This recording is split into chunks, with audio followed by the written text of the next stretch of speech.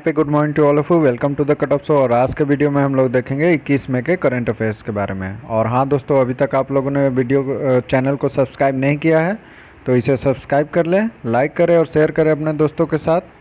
और इस लेक्चर की पीडीएफ आपको मेरे टेलीग्राम ग्रुप पर मिल जाएगा, जिसका कि लिंक है t.me/thecutoffshow। ठीक है दोस्तों, विदाउट वेस्टिंग एनी टाइम हम लोग आगे बढ़ते हैं। तो पहला क्वेश्चन जो कि मैंने आपसे कल के वीडियो में पूछा था कि कौन से ऐसे यूनियन मिनिस्टर हैं जिन्होंने कि international invincible gold medal of this year का अवार्ड जीता है। दोस्तों, इस साल इंटरनेशनल इनविंसिबल गोल्ड मेडल जीता है रमेश पोखरियाल निशांक ने, और ये हमारे एजुकेशन मिनिस्टर भी हैं। तो जिन्होंने भी इसका आंसर दिया सही दिया, और उन लोग को कॉन्ग्रेचुलेसन। इसी तरह आप लोग भी कमेंट बॉक्स में जवाब देते रहें। ठीक है दोस्तों, और नेक्स्ट क्वेश्चन हम लोग देखते हैं आज के करंट अफेयर के बारे में। Who is the writer of the book Philip Roth the biography. ठीक है दोस्तों, फिलिप रॉथ द बायोग्राफी नामक किताब के लेखक कौन? The correct answer is Blake Bailey. दोस्तों, ब्लेक बेली ने फिलिप रॉथ द बायोग्राफी नाम के बुक को लिखा है, तो इसे आप लोग याद रखिएगा। और यहाँ पर ये अमेजोन में भी मिल जाएगा, Philip Roth the by black बेली। ठीक है दोस्तों, तो याद रखिएगा। और वहीं अगर जो हम लोग बात करें हरिकृष्णा मेहताब का, तो इन्होंने उड़ीसा इतिहास नाम के बुक को लिखा था, जिसको कि लॉन्च किसने किया था? तो हमारे प्राइम मिनिस्टर नरेंद्र मोदी। वहीं अमिताभ घोष ने लिविंग माउंटेन नाम के बुक को लिखा था। और जेके रोलिंग ने कौन सा बुक लिखा था दोस्तों? द क्रिसमस पेग नाम के बुक को। तो ये भी याद रखिएगा। बढ़ते हैं हम लोग नेक्स्ट क्वेश्चन की तरफ। India's Adani green two by which company in $3.5 billion. इसका मतलब हुआ दोस्तों, भारत की जो अदानी ग्रीन कंपनी है 3.5 अरब डॉलर के सौदे में किस कंपनी को खरीदना चाहती है?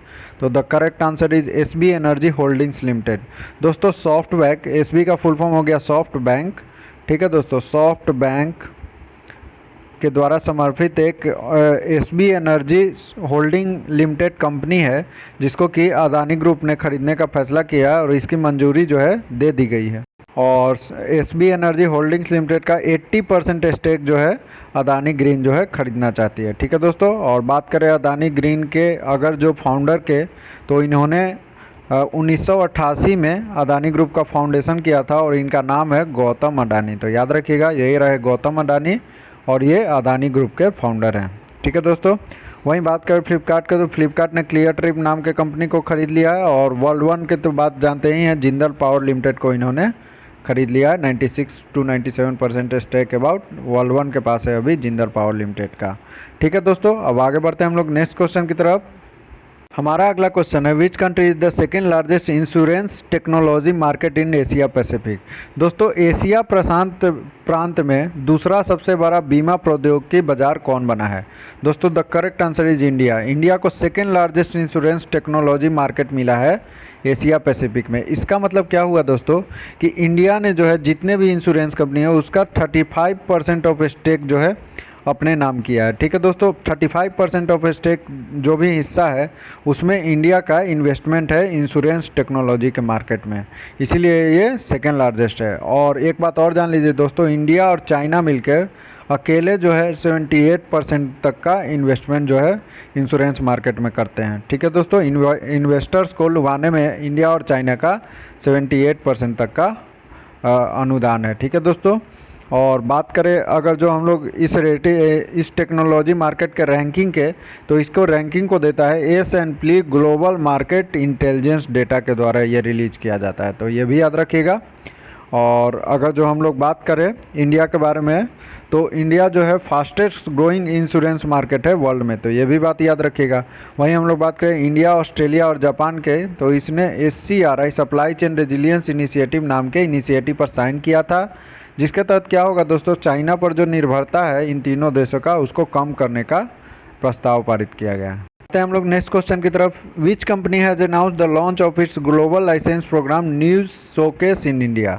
दोस्तों, गूगल ने अनाउंस किया है भारत में शीर्ष प्रदर्शकों के साथ न्यूज़ शोकेस को जारी किया है। ठीक है दोस्तों, तो याद रखिएगा, गूगल ने न्यूज़ शोकेस का लाइसेंसिंग प्रोग्राम को जारी किया है। इसके तहत क्या होगा दोस्तों, गूगल ने एग्रीमेंट किया है 30 इंडियन न्यूज़ पब्लिशर्स के साथ, जिसके तहत क्या होगा कि जो भी न्यूज़ पब्लिशर्स हैं उनके जो न्यूज़ का एक्सेस होगा, कंटेंट का, जो भी न्यूज़ पब्लिशर्स अपने कंटेंट का एक्सेस जो है वो गूगल को प्रदान करेगी, और गूगल जो है उसके कंटेंट को यूज करके अपने गूगल न्यूज़ शोकेस में दिखाएगी। ठीक है दोस्तों, तो याद रखिएगा। और अगर जो हम लोग बात करें इसके पेमेंट की, तो गूगल जो है 300 इंडियन न्यूज़ पब्लिशर्स को ऑनलाइन पेमेंट करेगी, तो ये भी याद रखिएगा। बात करें अगर जो फेसबुक और पेटीएम के, तो इन्होंने वैक्सीन फाइंडर टूल को डेवलप किया था, जिसके द्वारा वैक्सीन कहाँ पर उपलब्ध है ये पता लगाया जा सकेगा। ठीक है दोस्तों, अब बढ़ते हैं हम लोग नेक्स्ट क्वेश्चन की तरफ। और एक बात और जान लीजिए, गूगल के सीईओ कौन है, तो ये हैं सुंदर पिचाई, जो कि भारतीय निवासी हैं और यही गूगल के सीईओ भी हैं। ठीक है दोस्तों, नेक्स्ट क्वेश्चन देखते हैं। What is the India's rank in EY renewable energy country attractiveness index. EY के अक्षय ऊर्जा देश आकर्षण सूचकांक में भारत का पायदान क्या रहा। दोस्तों तीसरे पायदान पे रहा है India EY renewable energy country attractive index में। तो पहले स्थान पर कौन रहा दोस्तों, पहले स्थान पे एज यूजुअल यूएसए रहा, मतलब अमेरिका रहा, और दूसरे स्थान पर चाइना, और तीसरे स्थान पर हमारा देश भारत रहा। दोस्तों भारत का पायदान पहले चौथा था और चौथा से इसने थर्ड पायदान पर हासिल किया। ये क्यों किया, क्योंकि दोस्तों बहुत ज़्यादा प्रोग्रेस होने के कारण सोलर वोल्टेक सेल में, ठीक है, सोलर एनर्जी पर ज़्यादा खर्च कर रहा है इधर भारत। और साथ ही साथ इंडिया ने कमिट किया है कि 450 गीगावाट रीन्यूएबल एनर्जी पावर जो है वो इंस्टॉल कर लेगी 2030 साल तक। तो इसके कारण भी जो है भारत का पायदान जो है तीसरे नंबर पे रहा। और ये कब किया गया था, तो क्लाइमेट समिट जो होस्ट किया गया था यूएस के द्वारा, जो बाइडेन ने इसे होस्ट किया था, जिसमें कि भारत के प्राइम मिनिस्टर नरेंद्र मोदी ने हिस्सा लिया था, उसी में ये प्रस्ताव पारित किया गया था इंडिया के द्वारा कि वो 450 गीगावाट का रीन्यूएबल अक्षय ऊर्जा जो है देश को प्रदान करेगी 2030 तक।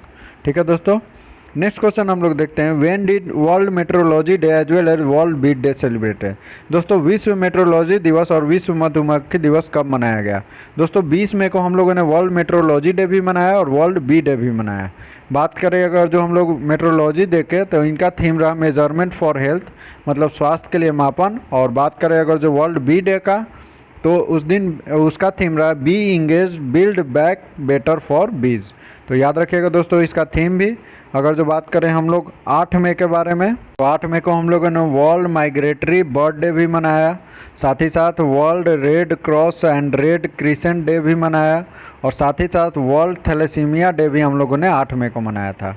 और वहीं अगर जो बात करें 6 मई के बारे में, तो 6 मई को हम लोगों ने मनाया था इंटरनेशनल नो डाइट डे।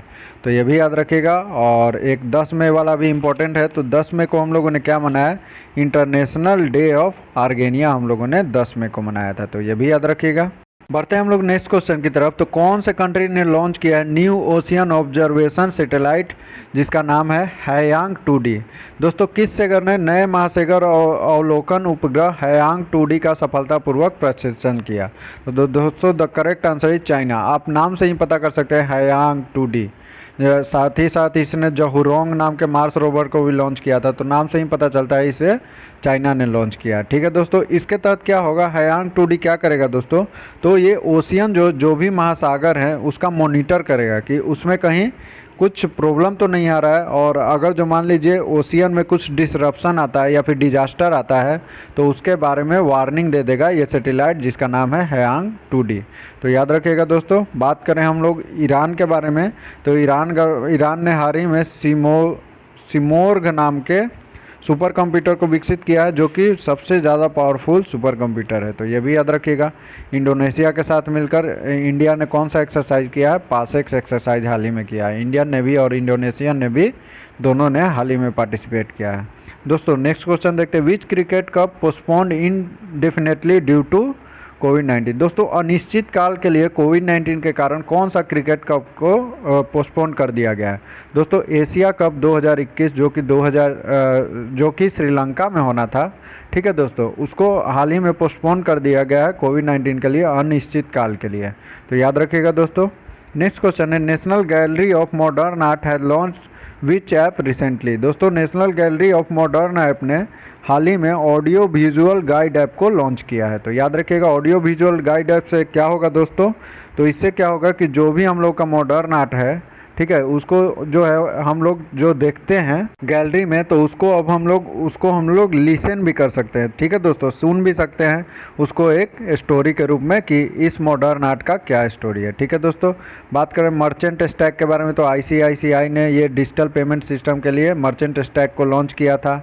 और वैक्सीन फाउंडर टूल के बारे में मैंने बताया ही, फेसबुक ने इसे गवर्नमेंट ऑफ इंडिया के साथ मिलकर प्रस्तुत किया था। ठीक है दोस्तों, नेक्स्ट क्वेश्चन है which company will acquire yes Asset management limited, जो जिसको कि यस एएमसी बोलेंगे, यानी यस ट्रस्टी लिमिटेड जिसको कि यस ट्रस्टी बोलते हैं। ठीक है दोस्तों, इसका मतलब क्या हुआ, कौन सी company Yes Asset Management India Limited को एक्वायर करेगी और साथ ही साथ यस ट्रस्टी लिमिटेड को भी एक्वायर करेगी। दोस्तों the correct answer is GPL finance and investment limited. दोस्तों सीसीआई जिसको कि बोला जाता है कंपटीशन कमीशन ऑफ इंडिया, उसने मंजूरी दे दी है कि GPL finance and investment limited जो कंपनी है वो yes Asset Management India limited और यस ट्रस्टी लिमिटेड जो कि यस बैंक लिमिटेड का एक पार्ट है, ठीक है, उसको जो है एक्वायर कर लेगा, मतलब पूरे तरह से उसका खरीद कर लेगा। मतलब ये इसका 100% इक्विटी शेयर जो है वो अब GPL finance and investment limited जो है खरीद लेगा। ठीक है दोस्तों,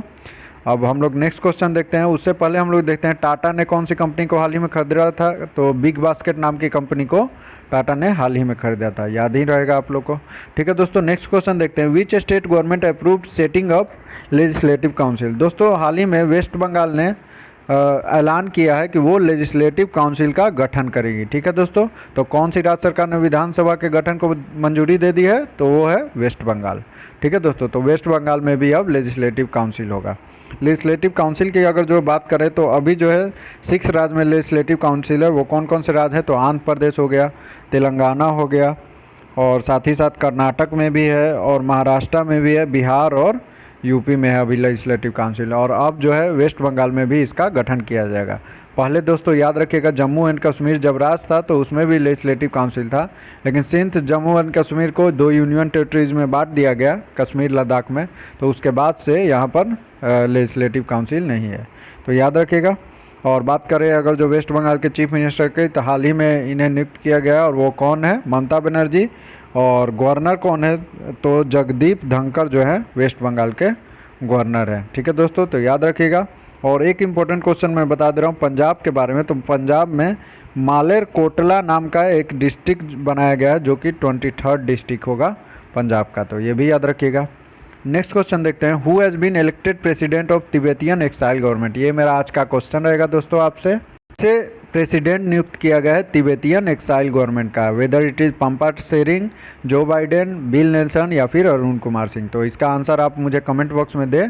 और अगर जो मेरा वीडियो आपको अच्छा लगा है तो चैनल को ज़्यादा से ज़्यादा सब्सक्राइब करें। आपका एक सब्सक्रिप्शन मुझे मोटिवेशन देता है ताकि आगे भी मैं ऐसे ही वीडियो बनाता रहूँ। Thank you, have a nice day, stay safe, stay healthy.